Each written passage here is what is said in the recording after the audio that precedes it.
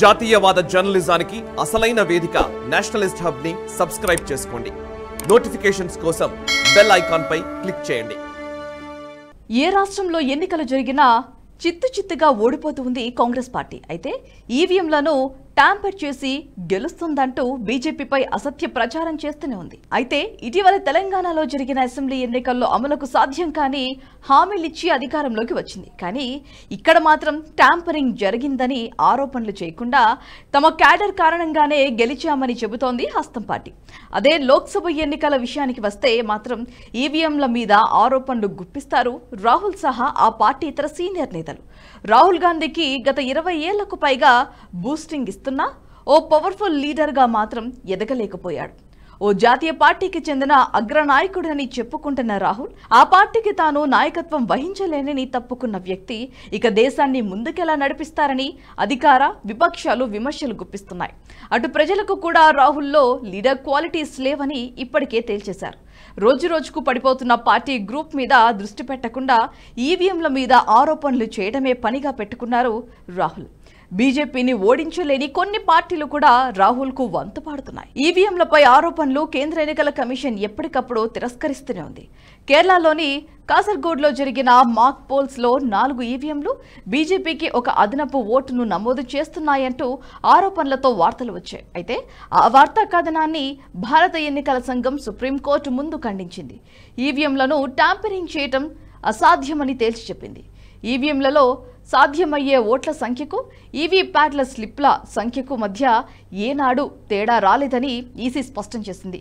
EVM ఓట్లతో 4 కోట్లకు పైగా వీవీప్యాట్ స్లిప్లు సరిపోయాయని తెలిపింది.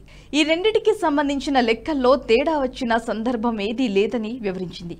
ఈవీఎంలపై కేరళలో వచ్చిన వార్తలు పూర్తిగా అవాస్తవమని సుప్రీంకోర్టుకు తెలిపింది కేంద్ర ఎన్నికల సంఘం. ఓట్ల లెక్కింపు సందర్భంగా ఈవీఎంలో నమోదైన ఓట్లతో వీవీప్యాట్ స్లిప్పుల సంఖ్యను క్రాస్ వెరిఫికేషన్ చేయాలంటూ దాఖలైన పిటిషన్ను దేశ సర్వోన్నత న్యాయస్థానం విచారించింది.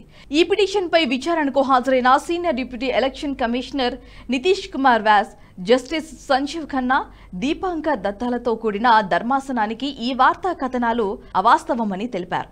కేరళలోని కాసర్గోడ్ నియోజకవర్గంలో ఈవీఎంలపై నిర్వహించిన మాక్ పోల్స్ కు సంబంధించి వచ్చిన ఫిర్యాదులపై మనోరమ్ ఆన్లైన్ పత్రిక ప్రచురించిన కథనాన్ని అసోసియేషన్ ఫర్ డెమోక్రటిక్ రిఫార్మ్స్ తరపున న్యాయవాది ప్రశాంత్ భూషణ్ సుప్రీంకోర్టు దృష్టికి తెచ్చారు. కేరళలో బీజేపీకి అదనపు ఓట్లు నమోదైన మాక్ పోల్స్ ఫలితాల నివేదికను ఉదాహరణగా ధర్మాసనానికి వివరించారు.